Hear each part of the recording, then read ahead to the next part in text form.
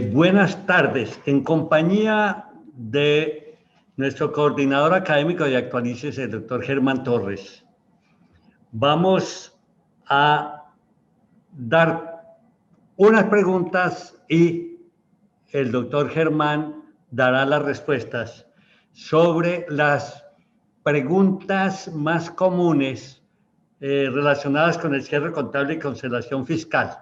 ¿El proceso operativo del cierre contable tiene algunas novedades por el año 2020? Claro que sí, doctor. Bueno, inicialmente el cierre contable es una etapa de las más complejas en los departamentos, en las áreas, en las diferentes empresas que se lleva a cabo estas actividades tendientes a una revisión prácticamente que de todas las cuentas. Entonces, cada año estamos en dicha revisión. Y cuando uno empieza a hacer estos procesos, doctor, es cuando uno analiza los diferentes errores que tuvimos durante todo el proceso en el año. Entonces yo pienso que inicialmente uno dice cierre contable y fiscal de fin de año, pero yo pensaría que los cierres fiscales deben ser mensuales como anteriormente y ir llevando a cabo todo ese proceso de cierre. De allí que se puede evidenciar el proceso operativo y sigue siendo el mismo, pero sin embargo, cada año, cada periodo fiscal debe evaluarse la incidencia en el contexto en el cual está desarrollando las actividades la entidad. Para este año, y para responder su pregunta, doctor, hemos visto que tenemos una influencia significativa de la situación de pandemia que vivió el mundo y pues las medidas adoptadas por el gobierno nacional para mitigar estos efectos, lo cual ha representado para algunas empresas, y si no algunas son muchas, diría yo, una disminución en sus ingresos, el cierre de establecimientos o incluso el cierre de algunos sectores específicos por las medidas adoptadas que han representado situaciones que afectan las ventas y sus ingresos. De lo anterior, pues también, doctor, podemos afirmar que se atañe un proceso de cierre contable muy específico, muy sui generis, que no es el mismo que venimos haciendo todos los años, pues hasta el 2019 era un proceso muy similar, pero este año 2020 deberán distinguirse dentro de ese proceso el cierre de cuentas observando los principales efectos que pueden generar las medidas que ha tomado el gobierno por efecto del COVID-19. Doctor Germán, el libro de cierre contable y conciliación fiscal contiene precisamente sí, esa información sobre los efectos del COVID-19. ¿Qué aspectos principales relacionados de manera directa con el COVID-19 se deben revisar en el cierre contable por el año gravable 2020? Sí, doctor. Vea, esta pregunta es bien interesante la que usted formula, porque son unos aspectos principales y están relacionados con el proceso del cierre. Pues prácticamente que con esta referencia y en el análisis de la pregunta que el doctor formula, tenemos en cuenta la medición de las partidas que componen los estados financieros. Dentro de ellas, pues voy a mencionar algunas que van a afectar precisamente este cierre. Entonces, por ejemplo, tenemos que puede suceder cambios de grupo de convergencia. Podría ocurrir, doctor, que algunas entidades pierden sus condiciones para pertenecer a estos grupos, porque disminuyeron sus ingresos, disminuyó la planta de personal o sencillamente se vio afectado por alguna situación de COVID. Otra situación que podemos destacar es la depreciación de los activos que no hayan sido utilizados en el 2020. Se debe tener en cuenta el método de depreciación que están llevando las entidades o que por lo menos en las políticas contables quedaron mencionados allí que iban a utilizar. Entonces, por ejemplo, si es línea recta, pues se debe seguir utilizando este método, hayan o no hayan sido utilizados estos activos. De otra manera, por ejemplo, si llevan otro método de depreciación, pues hay que analizarlo si se utiliza o si no se utiliza la depreciación. Otro aspecto es la revisión de impuestos, el impuesto diferido por pérdidas fiscales. Entonces hay que analizar muy bien todo lo que habla la NIC 12 y todo lo que contempla el cálculo del impuesto diferido por estas pérdidas fiscales, dada la incertidumbre desde mi punto de vista que causó el COVID-19 a algunas entidades que deben dar de baja los impuestos diferidos o abstenerse de contabilizarlos. Es decir, allí el doctor Germán, se hace el registro del diferido que será amortizado en años siguientes. Exacto, doctor, exacto. No, bueno. Entonces, por ejemplo, también podríamos afirmar, doctor, algo importante que es la modificación de políticas contables. Entonces, las entidades podrían verse en la necesidad de modificar sus políticas contables con el propósito de sobrellevar, aminorar o disminuir los efectos de la pandemia para este próximo año 2021. Otra situación que se puede presentar, doctor Zuluaga, es la reclasificación de activos no corrientes mantenidos para la venta. Entonces, en esta situación, la opción más aplicable es para las entidades del Grupo 1 según la NIF 5. Otra situación que podemos destacar es los gastos por diferencia en cambio. La volatilidad que ha tenido el dólar, o que por lo menos tuvo el dólar en algún momento, no sé si el doctor recuerda que, por ejemplo, el barril de petróleo valía menos, llegó a valer menos de $1. Es decir, prácticamente, como digo yo jocosamente en las conferencias, en las charlas, valía más una caja de fósforos, una cajetilla de cerillos, que un barril de petróleo, porque llegó a disminuirse por debajo de $1. Entonces, estos gastos por diferencia en cambio tuvieron una volatilidad que ha tenido el dólar durante el 2020, o que tuvo mejor, y que está teniendo, ¿cierto? Y que se generó una devaluación del peso colombiano porque algunas entidades deberán reconocer gastos por diferencia en cambio. Entonces, esa es una principal característica. Otra que pensaría yo, doctor, son los ajustes por estimaciones contables. Algunas entidades pueden requerir ajustes a sus estimaciones contables de forma que permita reflejar una nueva realidad económica o reflejar razonablemente la realidad económica de la compañía también. ¿Qué más le digo, doc? Otra situación que podemos presentar es la revisión de anticipos a proveedores. En la actualidad, las entidades deben evaluar si los anticipos reconocidos cumplen con la definición de activos, pues de ser necesario, hay que dar de baja esta cuenta en los estados financieros. Otra situación es el reconocimiento de las provisiones.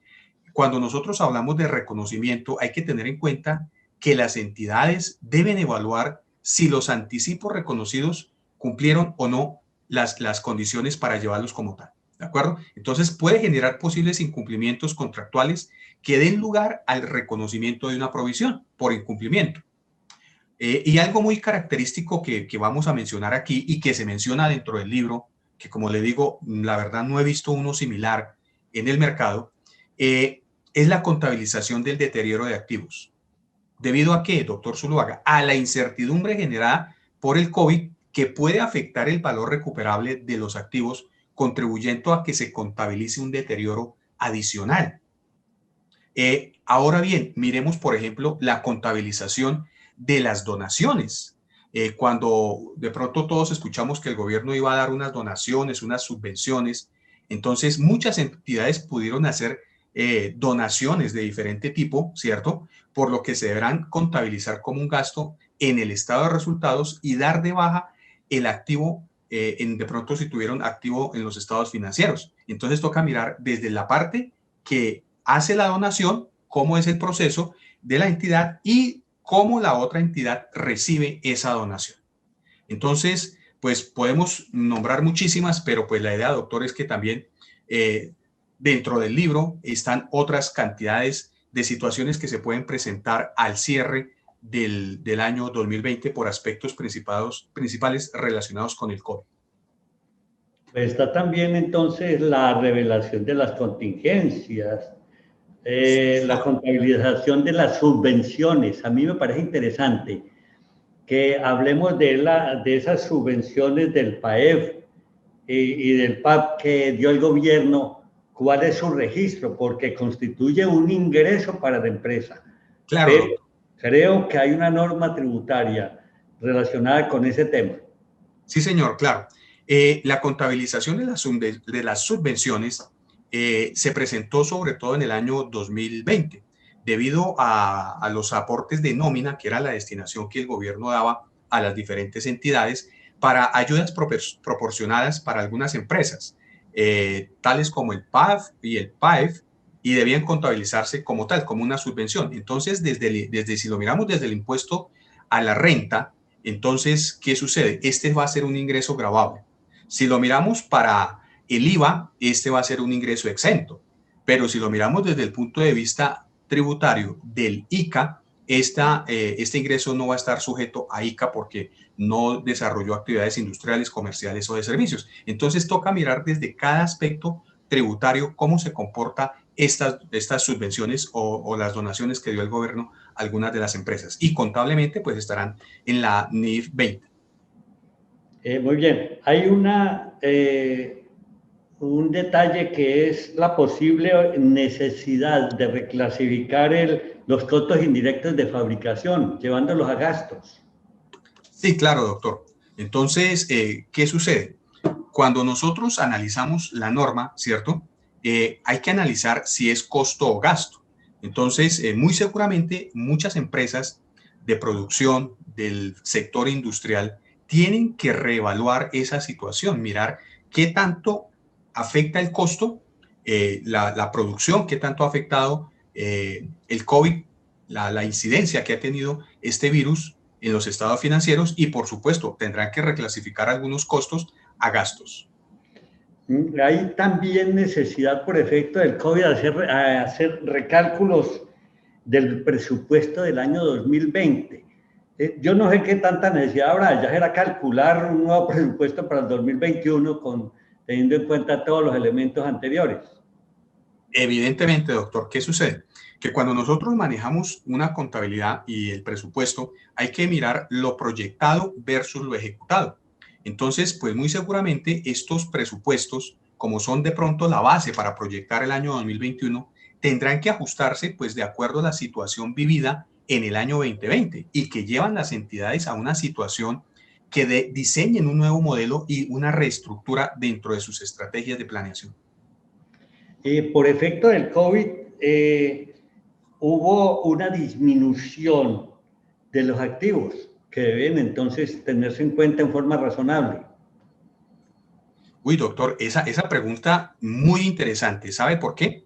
Porque evidentemente cuando nosotros hablamos, perdón, de valor razonable en los activos, se entiende que las entidades deben contabilizar las disminuciones en una cuenta que se llame superávit por revaluación o la pérdida también en el estado de resultados. Entonces, este valor razonable siempre nos va a hablar es del valor de mercado y precisamente pues los efectos que ha tenido el COVID en muchas empresas, en muchas organizaciones, es la disminución de ese valor en los activos. Doctor Germán, ¿usted qué recomienda con respecto a la contabilización de los elementos de bioseguridad, que fue un elemento grande que se manejó en el año 2020? Doctor, es una pregunta bien interesante, puesto que muchas empresas compraron estos elementos de bioseguridad, inclusive los regalaron, los donaron, pues hay que mirar también pues qué elementos fueron los que consideró el gobierno dentro de todo este mercado de bioseguridad. Entonces, algunos elementos de los cuales pasaron a ser una realidad para las empresas en el 2020, puesto que eran indispensables para su funcionamiento y pueden considerarse como un inventario o pueden ser un gasto en los elementos de la propiedad, planta y equipo. También hay que tener en cuenta si hubo donaciones, a qué entidades las donaron, porque pues si no son las entidades que manifiesta el artículo 125 y 126 del Estatuto Tributario, pues no se podrían considerar como si fueran una donación. Ahí me parece que, y con esto terminaríamos la posible respuestas a los efectos del COVID, es la hipótesis de negocio en marcha. Entonces, que introdujo, la norma introdujo modificaciones en la ley 1116 y obviamente a la 550 con un decreto en época de crisis económica. Entonces, ¿cuál es su opinión? Y doctor, que usted me está haciendo unas preguntas muy avanzadas, ¿cierto? Entonces, vamos a analizar, por ejemplo, esa hipótesis del negocio en marcha. Esta hipótesis, pues, se hace necesaria la opinión del revisor fiscal o del auditor externo en la presentación de los estados financieros del año gravable de 2020. Pues las entidades deben evaluar si existen indicios que lleven a pensar que no podrá continuar en un futuro la entidad. Y claro, se debe dejar como una revelación aparte, ¿cierto? Dentro de la opinión, dentro del dictamen de los estados financieros por parte de los auditores o revisores fiscales. Porque muchas empresas, bien es sabido, doctor Zuluaga, que muchas empresas no pudieron continuar para el año 2021 y que si continúan, pues debido a las cantidades de normas que estamos atravesando, hoy escuchamos posiblemente que ya va a haber una nueva reforma tributaria para el año 2021 y muy posible muchas políticas que van a sacar por parte de las entidades gubernamentales van a dejar que no puedan continuar en un futuro muchas empresas, muchas organizaciones. Por lo tanto, esta hipótesis del negocio en marcha debe ser una de las opiniones que dé un revisor o un auditor externo dentro de los estados financieros, evaluando pues la continuidad de su negocio. ¿Cuándo debe realizarse el cierre contable? Uy, doctor, pues como yo le comentaba al inicio de la charla, yo me acuerdo que cuando yo era estudiante y hablábamos del cierre contable, mire que eso no es como hoy que prácticamente tenemos muchas ayudas. Nuestros cierres contables duraban casi un mes, mes y medio o quizá 2 meses, pues dependiendo también del tamaño de las empresas. Pero pues cuando el doctor me pregunta cuándo se debe realizar el cierre contable, hay que analizar los estándares internacionales, pues estos no abarcan dentro de sus requerimientos alguna directriz o explicación sobre el tema. Por lo que al final de cada ejercicio pensaría yo que las entidades deben continuar realizando esos procedimientos. ¿Cuáles procedimientos? Como por ejemplo, cancelar las cuentas de ingresos, costos y gastos contra el patrimonio, es decir, todo el estado de resultados, hacer el cierre contable, ¿cierto? Analizar cuenta por cuenta, conciliarla, sobre todo conciliarla, en la parte de bancos, que estén registrados todos los intereses, de pronto si hubo alguna situación con todo lo que habla el artículo 33 del Estatuto Tributario en lo referente a instrumentos financieros, inversiones, acciones, títulos de renta fija, renta variable y cuál fue su impacto en los estados financieros, sobre todo en el estado de resultado, pues allí se debe hacer este cierre. Y efectuar el inventario y la conciliación, sobre todo de los bancos, en el cálculo también de las depreciaciones, las pérdidas asociadas a los activos. Y pensaría yo, doctor, que en general hacer un análisis de todas las actividades tendientes a la revisión de cada una de las partidas que componen los estados financieros. Doctor Germán, hay tres términos, que es cierre contable, cálculo del impuesto diferido y conciliación fiscal. Cuénteme qué relación existe en esos tres conceptos. Uy, interesante su pregunta, doctor. Son tan diferentes, pero muy parecidos. ¿Sí? Me hago entender, son diferentes. O relacionados. Sí, exactamente. Porque son como hermanos siameses, pero también son como hijos de diferentes padres. ¿Por qué? Porque cuando vemos, por ejemplo, el cierre contable, hacemos referencia al análisis de cada una de las cuentas, la conciliación de cada una de las cuentas. Entonces, en estos procesos, pues, dependiendo del tamaño de la organización, pues nos va a llevar también así el tiempo para efectuar ese cierre.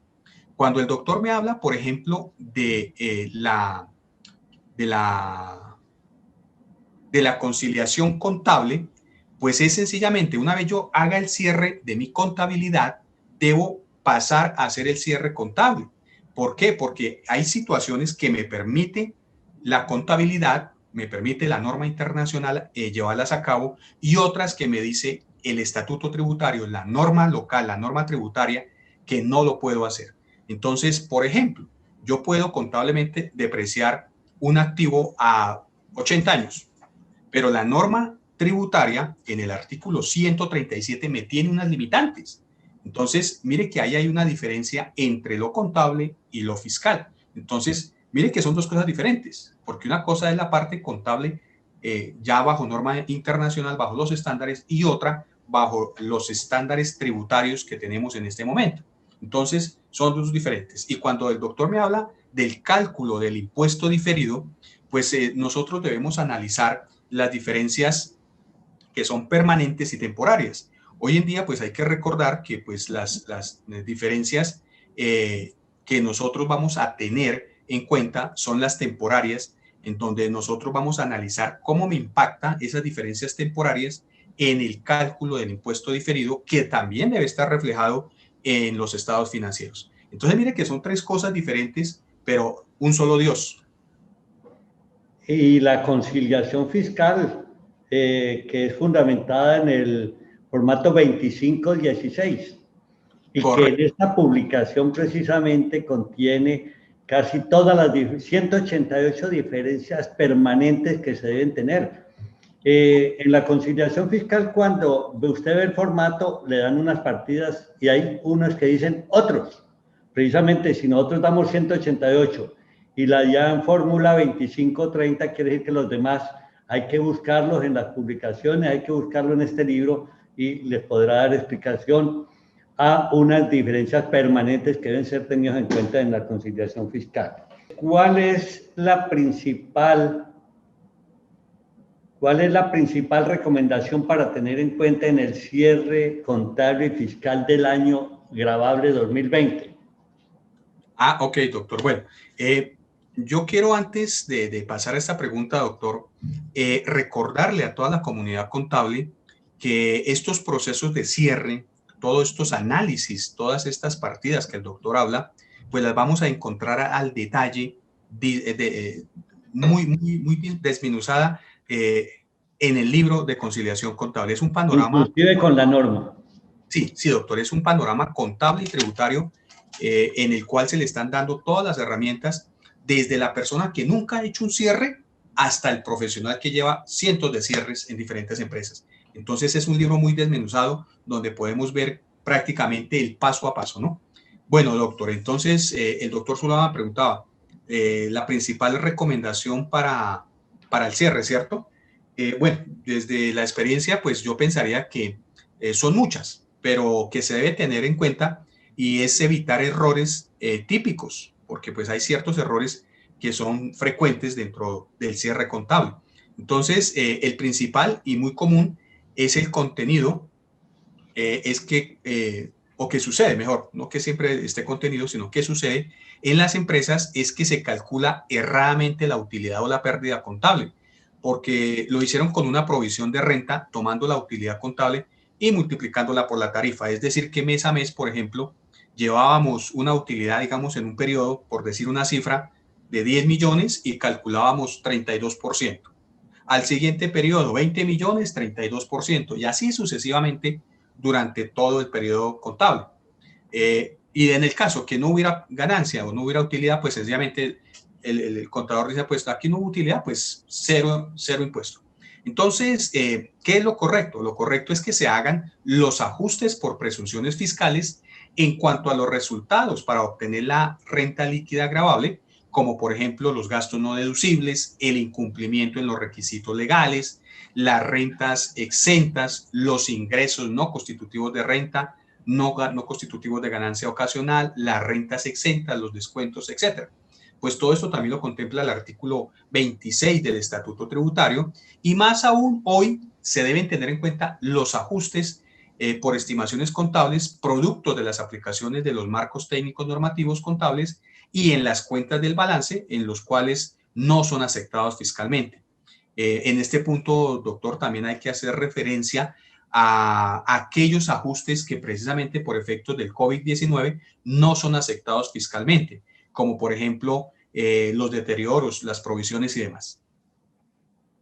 También entonces podríamos decir nosotros que hay posibilidades de que sean unas diferencias permanentes y con efecto en el año 2020 más graves aún, que le va posiblemente a tener que pagar un impuesto del 33, 34, 35% cuando usted había calculado el 32%. Entendí entonces la propuesta suya, que usted Claro. no se debe atener al 32%, que es el valor establecido, el porcentaje establecido, sino el que resulta después de tener en cuenta las diferencias permanentes y las temporarias.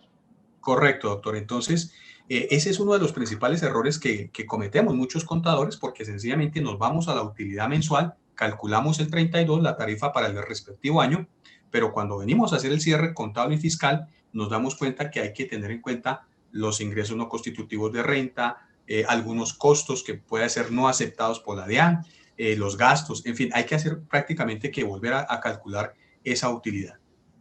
Y para eso tenemos esas 188 diferencias que deben ser tenidas en cuenta y que las tenemos en el libro de Cierre Contable y Consolidación Fiscal 2020. Es que las normas frente al COVID-19 permitieron la reducción de aportes a pensión de los meses de abril y mayo de 2020. Y resulta que apareció un fallo de inexequibilidad de esa norma. ¿Qué sucedió allí y qué debe hacerse? Bueno, Doc, es que, bueno, pues toda nuestra legislación está dada por normas, ¿cierto? Pues el gobierno nacional, mediante el decreto ley 588 de abril de 2015, permitió a las empresas y a los trabajadores independientes una forma de aporte, ¿cierto? General de pensiones, que era del 16 y del 3 durante el mes de mayo y del 2020, ¿cierto? Entonces, mediante este decreto, el 588 de abril de 2020, el gobierno pues sencillamente dio la facilidad porque pues muchas personas perdieron sus empleos como trabajadores independientes, muchos empleados, muchas empresas tuvieron que sacar empleados, disminuir su nómina por efectos del COVID. Sin embargo, tal beneficio fue considerado inexequible con los efectos retroactivos por parte de la Corte Constitucional mediante una sentencia que el doctor habla. Esa fue la sentencia 250, C250 de 2020. Fruto de esta situación, pues se originaron diferentes interrogantes sobre la forma en que se deberían compensar los recursos faltantes y no aportados, por lo que el Ministerio de Trabajo publicó un borrador de decreto a través del cual se otorgaría un plazo máximo de 36 meses desde el 1 de diciembre de 2020 en adelante, tanto para los empleadores como empleados y trabajadores que realicen estos aportes. Entonces, pues, ¿qué es lo recomendable, cierto? Pues hacer una provisión para dicho pago, teniendo en cuenta pues que este decreto, el decreto 558, pues fue declarado inexequible y fue tumbado con la sentencia C250 de 2020. Entonces, a hoy, ¿qué nos están diciendo la UGPP y las entidades a las cuales hacemos aportes? Pues que tenemos que pagar este valor dejado de pagar en su momento y pues la sugerencia para las empresas es que lleven a cabo una provisión. Hay algunos aspectos para tener en cuenta en la revisión de las partidas que componen los estados financieros en el cierre del año 2020. Aunque ya usted inicialmente dio algunas partidas, podríamos agregar unas 4 o 5 que usted considere más importante. En detalle esto lo encontrarán en la publicación, pero me parece que usted pueda recomendarnos cuáles serían aspectos más importantes que se deben tener en cuenta. Claro que sí, Doc. Pues si bien es cierto, esta obra recopila todas las inquietudes que son las partidas que componen los estados financieros, pues hay que tener algunas siempre presentes. ¿Cuáles son ellas? Por ejemplo, la conciliación, ¿cierto? Dentro de esos aspectos de revisión del cierre del balance. Entonces, por ejemplo, nos toca analizar el efectivo y sus equivalentes. Entonces, dentro de esa situación se debe evaluar la existencia del dinero disponible, mirar si se hicieron los respectivos arqueos de caja, si esos arqueos de caja coinciden fielmente con los saldos que están en la contabilidad, realizar las conciliaciones bancarias, tomarnos la tareita de ir y mirar que los extractos están conciliados con nuestros libros y los saldos contables que aparecen en la contabilidad. Evaluar la existencia de restricciones de uso del efectivo y sus equivalentes.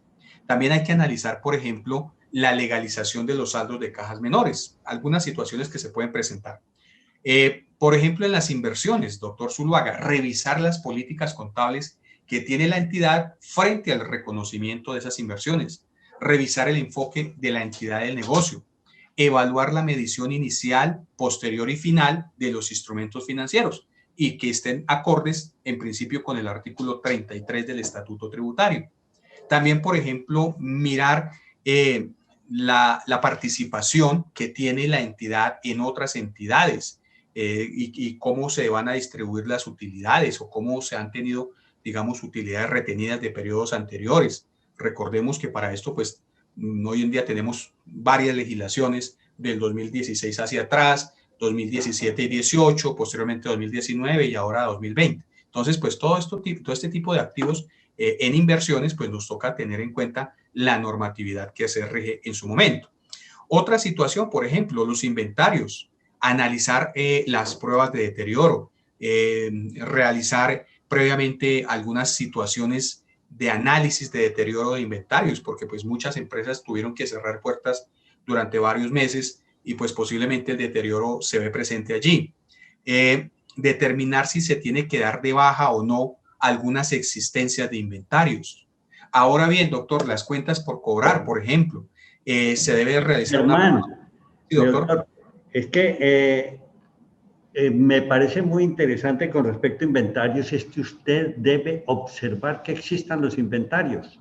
A mí me echaron de contador de una empresa porque no observé los inventarios al cierre de un año. Y obviamente salió una información que entró a una auditoría de una empresa que era del Estado, inmediatamente retirar el contador porque ese inventario no existía, figuraba en la contabilidad. Uy, Bueno, doctor. que no Bueno, le suceda a ninguno. sí, esto puede pasar. ¿Sabe por qué, doctor Zuluaga? Porque nos confiamos en que las existencias de pronto las maneja un jefe de bodega, una persona que lleva mucho tiempo en la empresa y entonces es el de confianza de la gerencia. En fin, entonces yo siempre he dicho, no hay que confiarnos. Más sabe el diablo por viejo que por diablo. Y una recomendación que el doctor Zuluaga nos está dando en esta tarde es esa. ¿Cierto? Es, hombre, no nos confiamos. ¿Y sabe por qué nos confiamos, doctor Zuluaga? Porque casi siempre uno dice, el que tiene que hacer o estar presente en la toma física de inventarios es el área de Contraloría o es el área de auditoría o la revisoría fiscal. Y pues desafortunadamente, pues estos profesionales tampoco es que tengan mucho tiempo. ¿Qué se recomienda? Sobre inventarios manejé montañas de azufre para una fábrica. Y obviamente eso implicaba traer ingenieros para que hicieran la medición y el cálculo real de los inventarios en azufre. Sin embargo, siempre aparecía más o menos entre 300 y 400 toneladas de diferencia. Sigamos. Y claro, doctor, ahí hay que conciliar los módulos de contabilidad y los módulos que manejan los inventarios. Y si es posible estar presente, recomendaría yo en aquellas toma física de inventarios que tienen mayor movimiento y algunas también que no han tenido movimiento en existencias, porque a veces nosotros miramos, sí, ahí están las 3 unidades de siempre y nos confiamos, ¿qué tal se hayan deteriorado, se hayan perdido, bueno, hayan sufrido algún deterioro? Pero sí, es importante tener en cuenta todos estos aspectos, sobre todo con el área de inventarios. Estaba haciendo la referencia, doctor Zuluaga, frente a las cuentas por cobrar. Las cuentas por cobrar, pues hay que analizarle el deterioro. Muchas personas quedaron en quiebra, iniciaron procesos jurídicos, prejurídicos, entonces pues hay que analizar qué tanto esas cuentas por cobrar sufrieron deterioro. Reconocer también, por ejemplo, la financiación implícita de las cuentas por cobrar. Pero recordemos que hoy en día el artículo 27, 28 nos habla de todo el proceso de intereses implícitos de estas cuentas por cobrar, su contabilización y demás. La legalización de anticipos a proveedores. Entonces, pues todo esto nos va a tener que llevar a hacer un análisis más profundo de esta cuenta de la cuenta por cobrar. Otra, pues, que se debe tener en cuenta es la de propiedad, planta y equipo. Se debe analizar el cálculo de la depreciación, que haya quedado efectivamente bien determinado, verificar el traslado de activos en construcción o en montaje o en tránsito, comprobar la existencia efectiva del deterioro y pensaría que evaluar si se dan de baja algunos activos que están sin usar o que ya cumplieron totalmente una vida y están totalmente deteriorados. Entonces hay que analizar esta parte. Dentro de las propiedades de inversión, pues bueno, analizar e identificar frente a esta cuenta si corresponde efectivamente a una propiedad de inversión o no, revisar el modelo de medición elegido, ajustar a valor razonable las propiedades de inversión y sobre todo evaluar la depreciación y deterioro. Si hablamos de activos intangibles, pues hay que analizar el cálculo de su amortización, revisar si existen indicios de deterioro al cierre del ejercicio contable. Y ya cuando hablamos, por ejemplo, de pasivos financieros, hay que analizar también dentro de los pasivos, doctor, si existe financiación implícita. Recordemos también que la financiación implícita también abarca los pasivos financieros, verificar el estado del pasivo, identificar si hay pasivos financieros no registrados. ¿Qué más podríamos hablar? Revisar las variaciones de las tasas de cambio en los pasivos en moneda extranjera y pues de pronto comprobar la exactitud aritmética de los registros contables frente a los soportes que nos están dando un respaldo a estos pasivos financieros. Si analizamos, por ejemplo, las provisiones, ya en la parte de pasivos, debemos identificar el riesgo a los que se encuentra expuesta la entidad. Es decir, nosotros no podemos llevar a cabo un pasivo porque lo queramos, no, hay que analizar los riesgos. También comprobar la cobertura de los riesgos y fundamentalmente analizar los contratos existentes a la fecha del cierre para identificar las garantías asociadas. Entonces, pues esto es lo que responde a la provisión. Si miramos, por ejemplo, la cuenta de ingresos recibidos por anticipado, pues debemos verificar los términos contractuales sobre los cuales se encuentra sujeta la prestación del servicio y revisar el grado de cumplimiento del servicio, porque en muchas ocasiones pues aparecen cuentas recibidas por anticipado, algunos valores allí como a creencia, entonces pues han pasado por muchas contabilidades, muchos profesionales, y es cuando uno recibe una contabilidad, doctor Zuluaga, y pregunta, bueno, ¿y esta cuenta qué? El otro profesional que le está entregando dice, no, esa la recibí así, esa la dejo quietica. Pues entonces yo digo, es el momento de verificar esos términos contractuales y pues si hay que hacer algún ajuste, pues se tiene que hacer. En lo que corresponde a los beneficios a empleados, pues bueno, la recomendación es comprobar, revisar los tipos de contratos gestionados por la entidad a sus colaboradores y con sus colaboradores.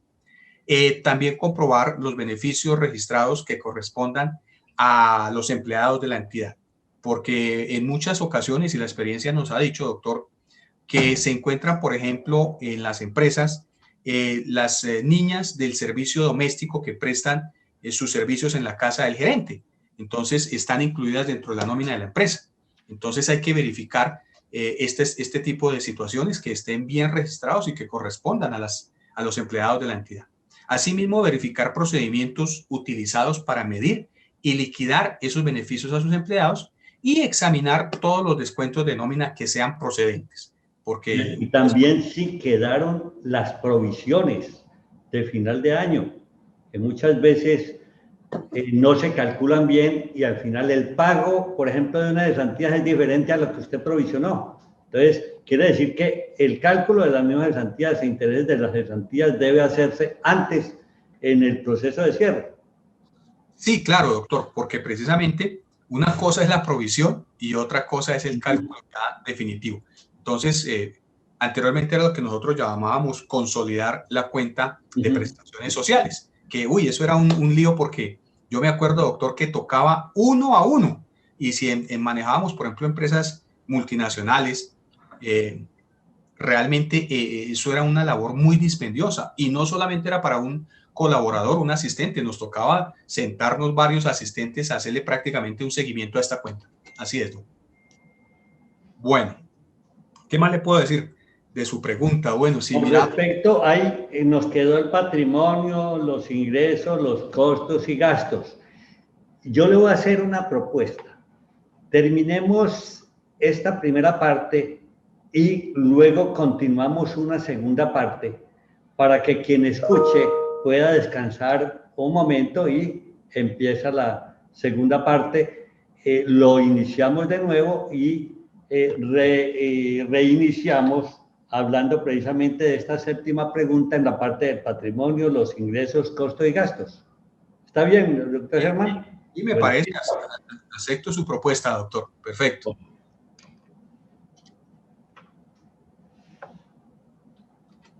De patrimonio, yo recomendaría revisar los estatutos de la entidad, la carta magna, es lo que yo llamo, las actas de la asamblea, para tener precisión sobre los lineamientos jurídicos que rigen la constitución del capital, así como la distribución y pago de dividendos. Es decir, doctor, en esto a veces se nos olvida o no le echamos no le prestamos mucha atención, no le echamos mucho ojito a todos estos aspectos del acta, ¿cierto?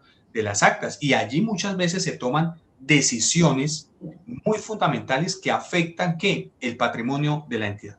Entonces también es importante revisar los estatutos, las actas de asamblea y demás, pues son aspectos jurídicos que deben estar contemplados en los estados financieros también. De igual forma, dentro del patrimonio, pues verificamos las revaluaciones de activos que se han afectado y que posiblemente afectan la cuenta del patrimonio. Todo esto pues está dentro de nuestro libro de cierre contable y fiscal. Entonces, pues allí lo van a ver un poco más al detalle.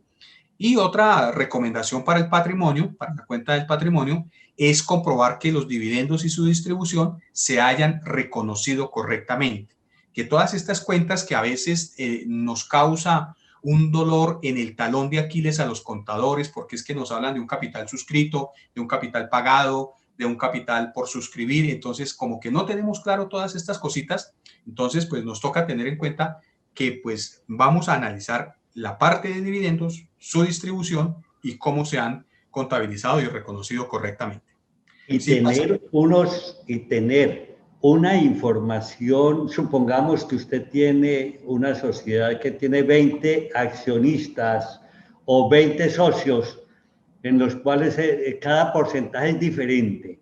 Es muy importante tener una plantilla que le permita a usted saber cuáles son sus derechos en las participaciones, etcétera, pero en forma clara, porque usted tiene que certificar esto para la información tributaria de cada uno de los socios o accionistas. Claro, doctor, fundamental lo que el doctor acaba de decir. Y también para analizar cómo afectará esa participación en el método de participación al momento de dejar la propuesta de repartición de utilidades. Sí, eso es correcto. Bueno, Doc, entonces vamos a entrar de pronto al estado de resultados y vamos a hablar los términos muy generales en la parte de ingresos, costos y gastos. Cuando nosotros analizamos los ingresos de la entidad, se recomienda verificar que se haya reconocido en la contabilidad la totalidad de los ingresos, incluyendo aquellos resultantes del impuesto diferido. De igual forma, pues verificar los consecutivos de las facturaciones de ingresos, el reconocimiento de los descuentos, deducciones y demás que se hayan tenido en las ventas, en los ingresos, verificar y comprobar que las ventas a plazos se reconozcan sus intereses y demás. También algo que a veces dejamos por fuera, doctor Zuluaga, es las conciliaciones bancarias, aquellos intereses que nos generan algunas cuentas de ahorro de las entidades financieras. Entonces uno a veces dice, no, pues es que esto no es nada, esto es muy poquito. Pues realmente es cierto, eso no es nada. Pero cuando nos llega una visita de inspección contable o tributaria, pues van a mirar esas cuentas y posiblemente estamos dejando de reconocer algún valor y si es considerable, pues sencillamente nos van a hacer corregir la declaración, nos hacen corregir los medios, nos hacen corregir el formato 2516 y lo que estamos es metidos en camisas de 11 varas con la información financiera. Entonces, está hablando, doctor Torres, de los ingresos. Y entonces aquí aparecen unas diferencias importantes al conciliar, que muchas veces no son tenidas en cuenta, como los ingresos fiscales no contables, los ingresos a utilidades que deben denunciarse como ganancia ocasional, o bien los ingresos contables no fiscales, que son diferencias permanentes, y los ingresos no constitutivos de renta ni de ganancia ocasional, que son diferencias permanentes que en el momento de conciliar tienen que tener en cuenta. Bueno, seguimos con gastos y costos.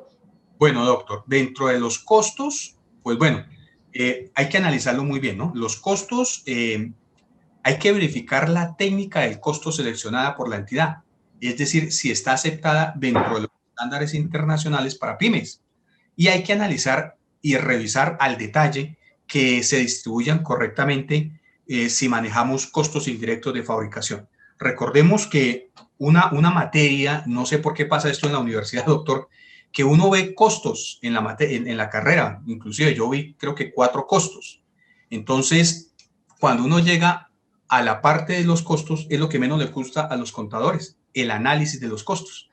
Y esta es la parte de gestión, de la contabilidad de gestión, que es la que más le pone ojo la DIAN. ¿Por qué? Porque sencillamente dentro del costo, el costo nos va a dar una utilidad, ¿cierto? Nos va a dar una utilidad que es inversamente al costo. Entonces, cuando nosotros analizamos que si el costo es más alto, pues la utilidad va a ser baja, o sea, es inversamente. Pero si el costo es bajo, pues la utilidad va a ser alta.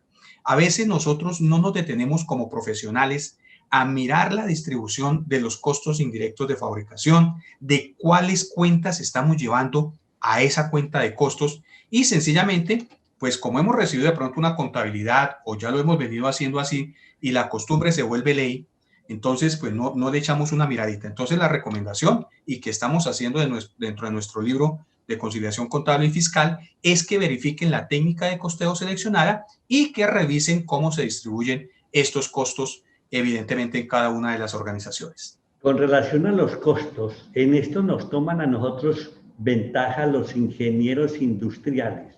Es Claro. la parte en donde ellos se preocupan lo mismo que los administradores.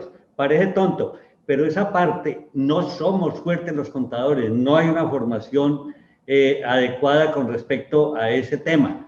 Y los ingenieros industriales se capacitan y se forman posteriormente y ya vemos ingenieros industriales haciendo todos los cálculos, todos los análisis, sacando los resultados, los inventarios en procesos, los inventarios de productos terminados, la materia prima. Entonces siempre hay un ingeniero industrial allá. Seguramente nos ayuda. Entonces, eso está bien. Lo mismo que los administradores. Bueno, con respecto a los gastos. Yo siempre digo, doctor, no nos confiemos. Hay que tener credibilidad, más no una confianza plena. Bueno, dentro de los gastos debemos verificar que se reconozcan los gastos, incluyendo aquellos resultados por impuestos diferidos, aun cuando no cumplan las condiciones o normas fiscales. Revisar si existen costos y gastos que compartan con otras empresas, por ejemplo, cuando hablamos de consorcios, de uniones temporales y demás. Revisar que se amorticen correctamente los gastos pagados por anticipado y sobre todo comprobar que no existen gastos de periodos anteriores que estén pendientes de su contabilización. Entonces, pues doctor, todo esto que estamos hablando en la tarde de hoy, cabe indicar que son recomendaciones que están dentro de este libro, que como le digo, no lo he visto en ninguna otra publicación y que son detalladas, van al detalle y que tienen gran relevancia por los efectos que ha tenido el COVID-19, así como aquellos que están relacionados también con el cálculo del impuesto de renta, con su provisión y con la determinación del impuesto diferido. Las presunciones fiscales generadas por el impuesto diferido. ¿De qué se trata ese tema? Bueno, doctor, ¿qué sucede? Cuando nosotros estamos determinando o calculando, estableciendo el impuesto diferido, pues siempre debemos tener en cuenta aquellas presunciones fiscales que no corresponden a estimaciones contables, debido a que no generan un impuesto diferido.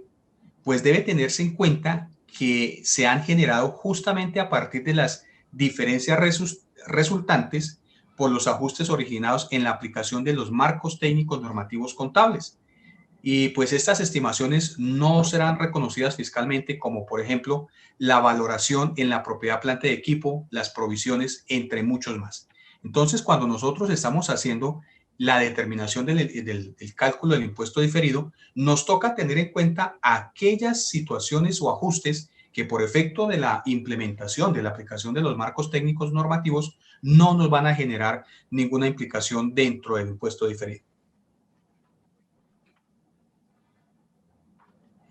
Sobre ese tema, en la publicación, en el libro hay un módulo K que trae exactamente 36 partidas que son ajustes por estimaciones contables que originan diferencias en el reconocimiento de las partidas que componen los estados financieros. Yo creo que es precisamente a eso que se refiere usted. Exactamente, doctor. Dentro de esas cantidad de partidas que nosotros evaluamos en su momento, al inicio de la publicación, pues, ¿qué sucede? Hay que analizar partida por partida. Pues fue las 36 partidas que nosotros determinamos que pueden tener algún efecto y de gran importancia en la determinación del impuesto diferido. En el libro de cierre contable y conciliación fiscal están todas esas partidas explicadas con registros contables y con las normas aplicables. ¿Cuáles son, doctor Germán, los estados financieros a presentar por los 3 grupos de convergencia a estándares internacionales por el año grabable 2020? Bueno, listo, mi doctor. Bueno, pues teniendo en cuenta que puede pasar o que puede suceder que para el año 2021 se deben reclasificar muchas empresas que de pronto estaban en grupo 1, pasaron a 2, o también a algunas empresas les benefició la pandemia, pasaron de grupo 2 a grupo 1, o en su defecto de grupo 2 a grupo 3 o de grupo 3 a grupo 2. Pues toca mirar qué situación financiera determinó el 31 de diciembre o terminaron las compañías. Entonces, si lo analizamos al final del ejercicio contable, pues las empresas de los grupos 1, 2 y 3 deben preparar un juego completo de estados financieros que incluirán los siguientes. Entonces, para el grupo 1, vamos a hablar primero para el grupo 1. El grupo 1 debe determinar el estado de situación financiera, el estado de resultados y el otro estado de resultados integral, el estado de cambios en el patrimonio, el estado de flujo del efectivo y, por supuesto, las revelaciones a los estados financieros o lo que anteriormente llamábamos las notas a los estados financieros. Eso es para el grupo 1. Ahora bien, miremos el grupo 2. El grupo 2 debe presentar un estado de situación financiera, un estado de resultados y del otro resultado integral. Debe presentar un estado de cambios en el patrimonio, al igual debe presentar el estado de flujos del efectivo y, por supuesto, las revelaciones o notas a los estados financieros. En tanto que el grupo 3, doctor Zuluaga, solamente presentará el estado de situación financiera y el estado de resultados junto con las revelaciones a los estados financieros. Debe tener presente, pues, dependiendo del grupo al que la compañía pertenece, que pueden presentar en su estado de resultados y en el otro estado de resultados integral se puede presentar en un solo informe o en 2 informes separados. De igual manera, lo puede hacer el grupo 2. Este tipo de empresas pueden reemplazar los estados de resultados y de cambios en el patrimonio por el resultado y ganancias acumuladas cuando los únicos cambios en su patrimonio surgieron de ganancias o pérdidas por el pago de dividendos o corrección de errores en el cambio de políticas contables. Una entidad que no tuvo movimientos durante el 2020 debe preparar estados financieros. Oiga, interesante esa pregunta, doctor Zuluaga. Hubo muchas empresas que iniciaron año y tuvieron muchas proyecciones, pero pues debido al COVID-19, pues, ¿qué les tocó hacer? Cerrar sus actividades, no tuvo movimientos durante el 2020. Entonces, ¿qué nos dice la norma? Nos dice que si una entidad no tiene movimientos, tiene que presentar estados financieros, teniendo en cuenta que dichos informes se van a tener en cuenta para los mismos saldos del 2019, es decir, vamos a trasladar los saldos del 2019. Pero ¿cuál es la diferencia? La diferencia va a surgir con los diferentes ajustes que pudieron darse, como por ejemplo las depreciaciones, el deterioro de cartera, el deterioro de inventarios y que no tendrían ninguna excepción frente a este importante requerimiento hecho que puede darse en algunas situaciones y que no tiene nada que ver durante el periodo. Entonces, evidentemente, tiene que presentar estados financieros teniendo en cuenta depreciaciones, deterioro de cartera, deterioro de inventarios o cualquier otra situación que sea muy específica a las entidades que no tuvieron movimientos. A mí me llamó siempre la atención con respecto a la presentación de estados financieros comparativos. Cuando una empresa venía muy bien en el año 2019, en el 2020 fue desastroso y tiene que presentarlos, de acuerdo con la norma, comparativos.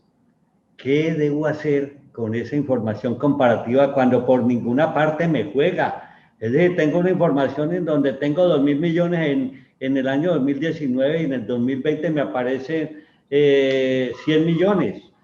¿Eso se explica con notas o cómo se explica eso? ¿Debe hacerse una nota a cada caso?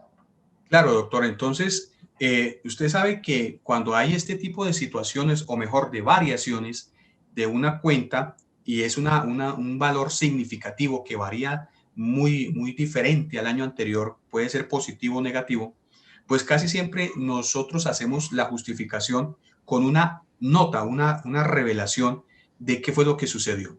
Y evidentemente, anteriormente, y usted lo puede dar fe de eso, doctor Zuluaga, que las notas a los estados financieros era anteriormente copiar y pegar al nuevo estado. Eso lo hacíamos y pues caíamos en un error. Hoy en día, anteriormente las notas eran dos hojitas y ya. Hoy en día, una entidad que presente 2 hojas, yo diría, está presentando unas notas que no revelan la realidad económica de la entidad. Hoy en día nos toca hablar de las políticas, de las principales políticas y qué sucedió cuenta a cuenta. Nos toca prácticamente, yo lo digo de manera jocosa, doctor Zuluaga, que es como llevar un libro diario por cuenta. Querido diario, el día de hoy pasó esto en tal cuenta, con el fin de que cuando estemos haciendo el cierre contable y la conciliación fiscal, nos quede mucho más fácil revisar ese librito y poder revelar dentro de las notas qué fue lo que sucedió evidentemente y por qué disminuyó o por qué aumentó los saldos de un periodo a otro.